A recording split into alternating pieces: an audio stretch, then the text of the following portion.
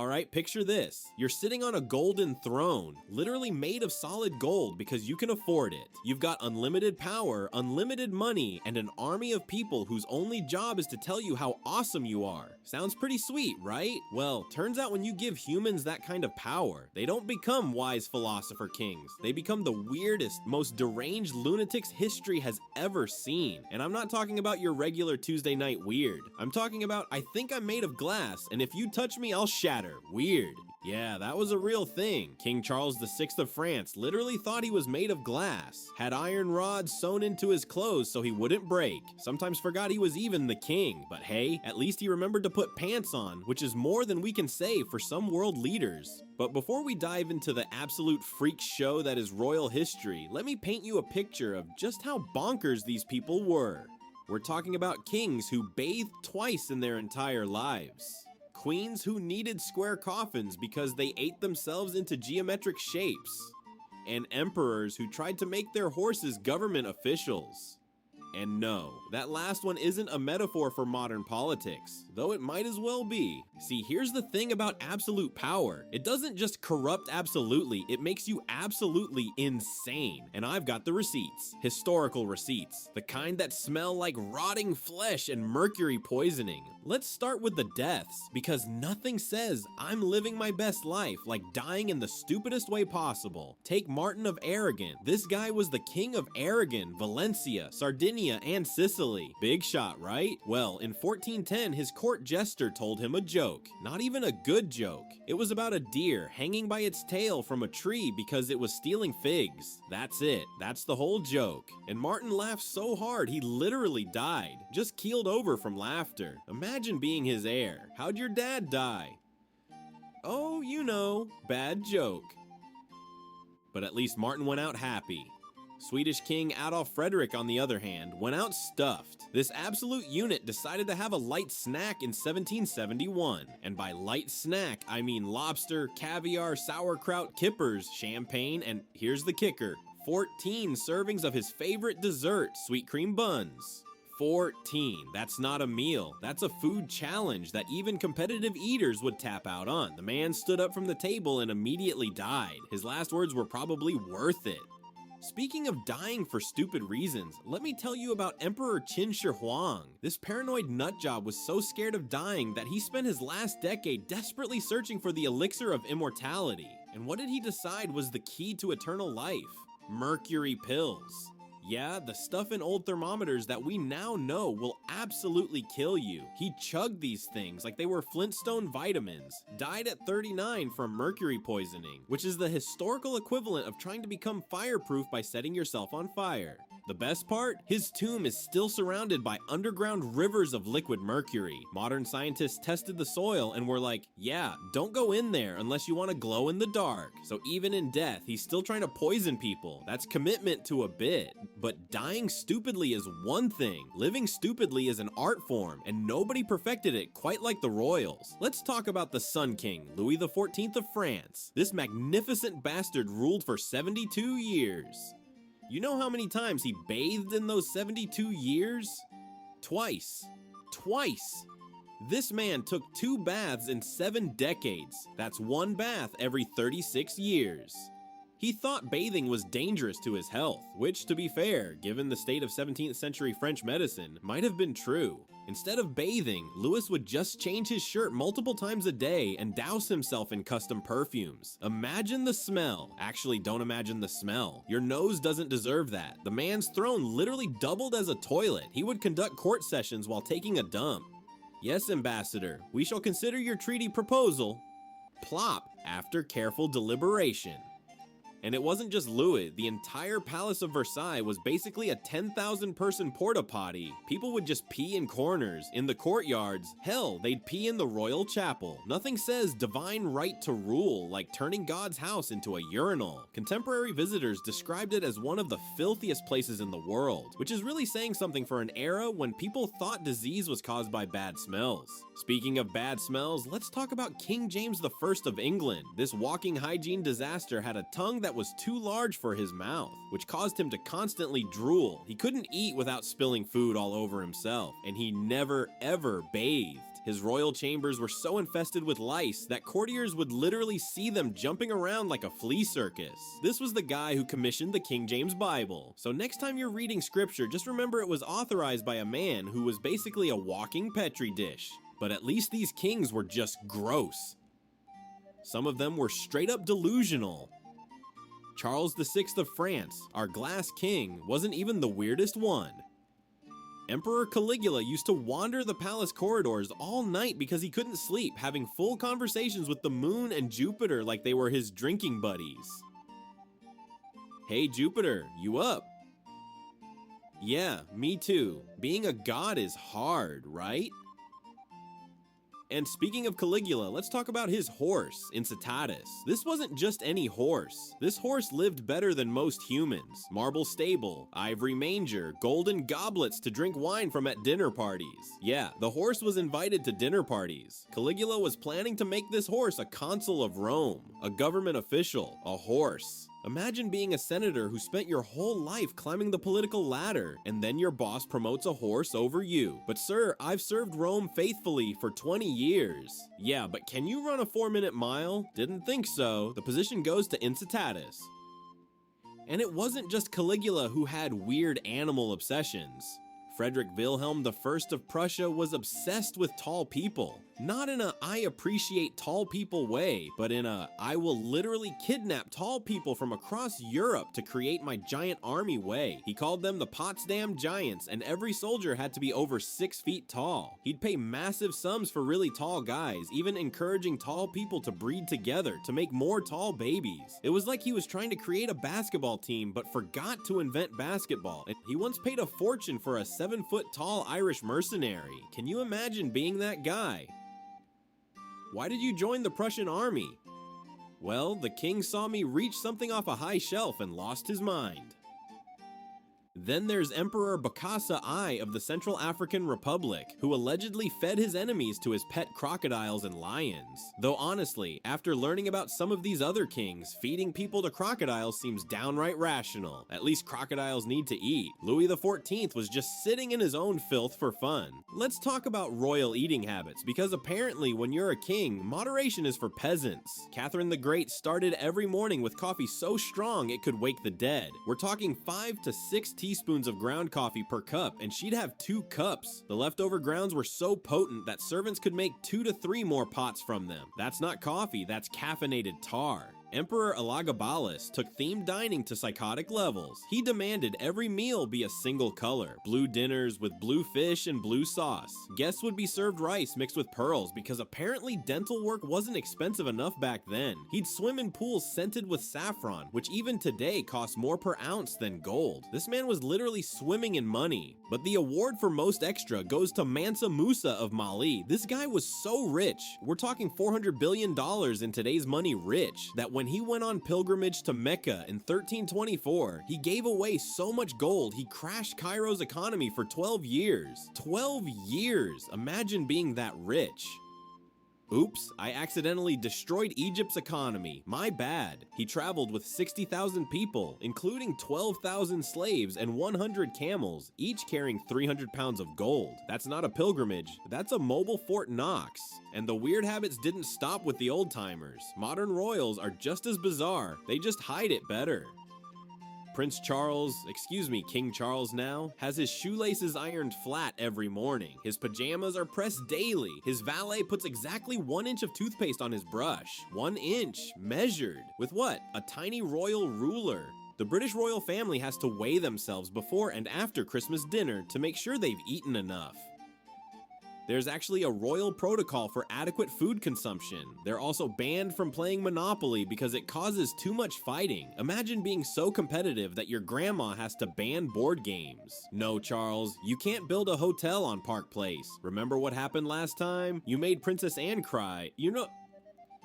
And don't get me started on the medical weirdness. King George III had episodes where his pee turned purple. Purple! The royal physician would be like, "Your Majesty, what color is your urine today?" Lavender with hints of mauve.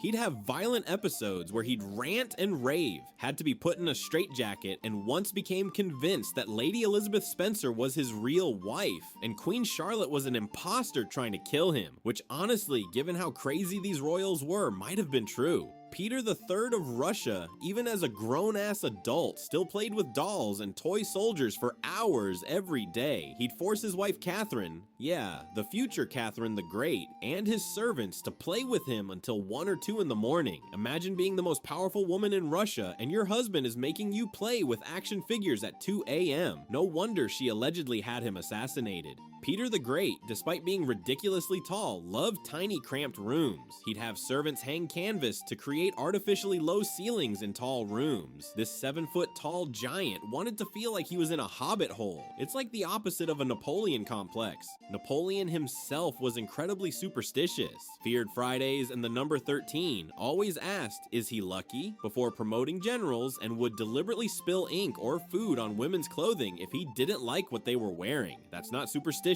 That's just being a dick. I don't like your dress. Splash. Oops, butter fingers. Some kings took their paranoia to architectural extremes. Emperor Qin Shi Huang built elevated walkways and walled roads connecting all his buildings so he'd never have to walk outside where assassins might get him. When he died, his officials hid it for 2 months, carrying carts of rotting fish alongside his procession to mask the smell of his decomposing body. No, the emperor's fine. He just really likes fish now. Rotten fish. Don't question it. The building projects got even weirder. Shah Jahan built the entire Taj Mahal because his wife died giving birth to their 14th child. 14th? At some point, maybe building her a break room would have been more helpful than a posthumous monument. But my favorite has to be the food deaths. Roman Emperor Vitellius was so fat from constant eating that people would throw dung at him in the streets, which seems counterproductive. This guy eats too much. Let's throw more organic matter at him.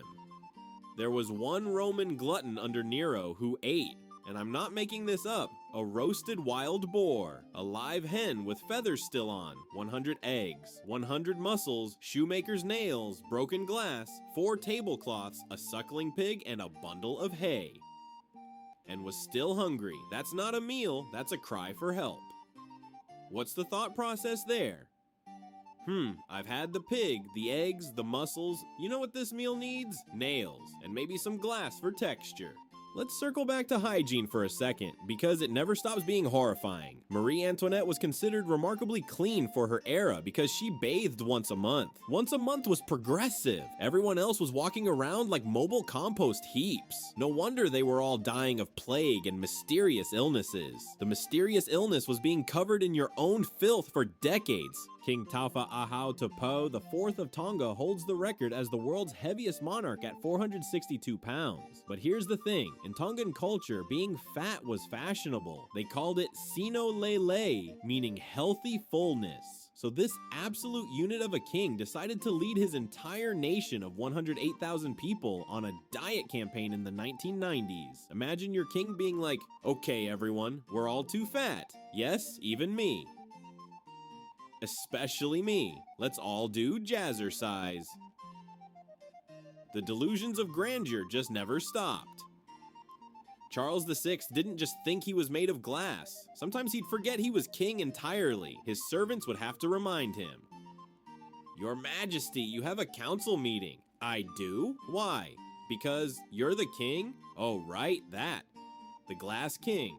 Ivan the Terrible used to torture animals as a child for fun, plucking birds' feathers and throwing cats and dogs from high places. And everyone was like, I'm sure he'll grow out of it and become a well-adjusted ruler. Spoiler alert, he didn't. He became Ivan the Terrible. The hint was in the name, people. Queen Anne of Britain endured 17 pregnancies and lost every single child. The grief and illness made her so overweight, she had to be carried to her coronation and buried in a square coffin. A square coffin? Her body was so swollen they had to think outside the box by making the box a different shape. Władysław the Elbow High of Poland got his nickname from being notably short. Not exactly the most intimidating royal nickname. Fear me, for I am Władysław the Elbow High. I can reach the middle shelf without a stepladder.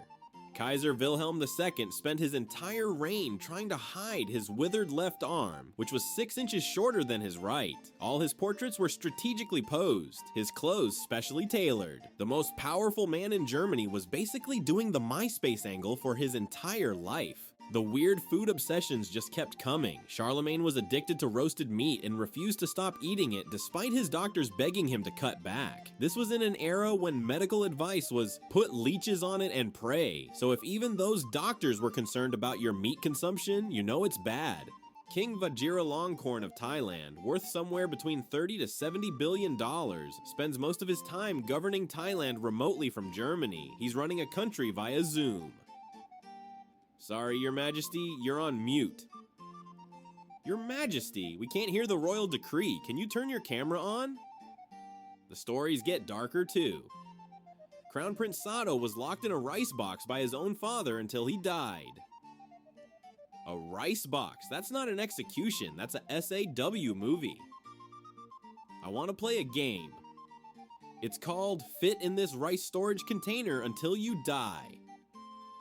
Roman gluttons would eat until they literally couldn't eat anymore, then make themselves throw up so they could eat more. They had special rooms for this called vomitoriums. Though fun fact, vomitoriums were actually just the exits from amphitheaters, not puke rooms. But the Romans did still have puke rooms, they just didn't call them that. They probably called them Marcus's special tummy time chambers, or something equally ridiculous. The paranoia, the delusions, the sheer stupidity, it all comes down to what happens when you give someone unlimited power and surround them with yes men. Nobody's there to say, Your Majesty, maybe eating mercury isn't the path to immortality. Or, Sire, perhaps the horse doesn't need to be in the Senate. Or, My liege, you smell like a garbage fire in a sewage plant. Please take a bath. These rulers had everything: power, money, armies, kingdoms. And what did they do with it? They refused to bathe, thought they were made of glass, died laughing at bad jokes, and tried to make horses into politicians. Which, honestly, looking at some modern politicians, maybe Caligula was onto something. The British royal family still weighs themselves before and after Christmas dinner. There's probably a royal logbook somewhere. December 25th, 2023. Charles gained 3.7 pounds. Anne gained 2.9 pounds. Andrew is no longer invited to Christmas dinner. They've turned gluttony into data science. Prince Philip of France got crushed by a pig. A pig. The pig was just running under his horse, minding its own pig business, and boom, dead prince. That pig probably didn't even know it committed regicide, just living its best pig life. King Alexander III of Scotland died riding drunk in a storm and falling off a cliff. There's confident, there's overconfident, and then there's I can totally ride a horse drunk in a storm near a cliff. Confident. Natural selection works in mysterious ways. Gruffud ap Llywelyn tried to escape the Tower of London using a rope made of bed sheets. The rope broke and he fell 90 feet. This is why you don't learn escape plans from cartoons. Bed sheets are for sleeping, not for supporting the weight of a full-grown Welsh prince with delusions of being Spider-Man. The obsession with height was real. The Potsdam Giants weren't just tall, they were Frederick Wilhelm I's entire personality. He'd see a tall person in another country and immediately try to buy them like they were Pokemon cards. I'll trade you 3 medium-height soldiers for your 1 tall guy. That's not how armies work. How about 4? Say use? The medical mysteries of royalty are absolutely wild. George III's purple pea was probably porphyria, a genetic condition, but imagine being the royal physician trying to explain that. Your Majesty, your urine is purple because of a genetic enzyme deficiency. Is it because I'm too kingly? Sure, let's go with that. Jahangir, the Mughal emperor, once described a zebra as looking like the painter of fate with a strange brush had left it on the page of the world, which is beautiful and poetic until you remembered this is the same era where kings were pooping on their thrones and refusing to bathe.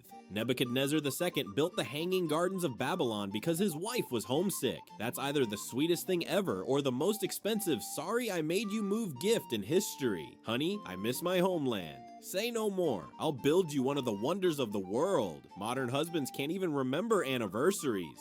Emperor Bokassa I crowned himself Emperor of Central Africa in a ceremony that cost $20 million, a third of the country's annual budget. He wore a crown with 2,000 diamonds and sat on a golden throne shaped like an eagle. Meanwhile, his people were starving. But hey, at least he looked fabulous while his country collapsed. The Sun King's court at Versailles was basically a reality show before reality shows existed. Nobles would compete for the honor of watching him wake up, get dressed, eat, and yes, use the toilet. There was an actual position called the groom of the stool, whose job was to wipe the king's ass, and people fought for this job. It was considered an honor.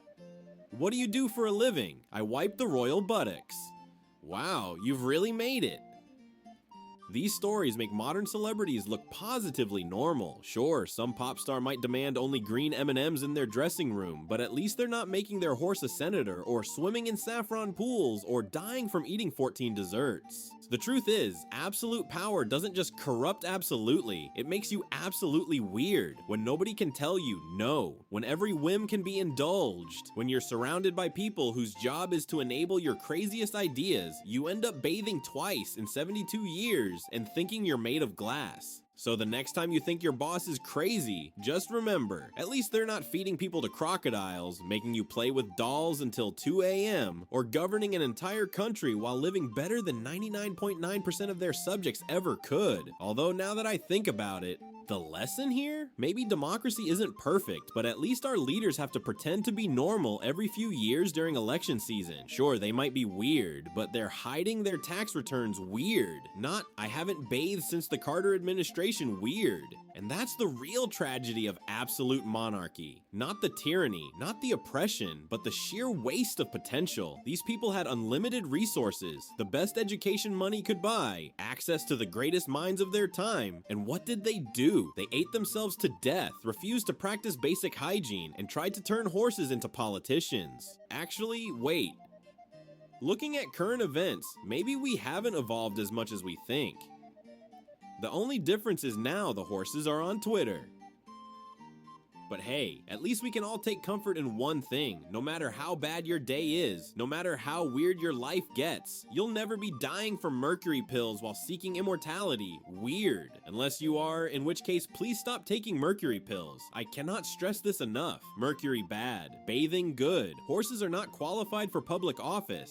And if you take anything away from this absolute circus of human behavior, let it be this. Power might be temporary, but dying because you laughed too hard at a joke about a fig-stealing deer? That's forever. That's your Wikipedia page. That's what history remembers. So maybe those participation trophies aren't so bad after all. Better to be forgotten than to be remembered as the king who thought he was made of glass, or the emperor who made his horse a senator, or the queen who needed a square coffin. Although, let's be honest, being remembered as the queen who needed a square coffin is kind of metal. Rest in peace, Queen Anne. You ate your way into geometric history, and for that, we salute you.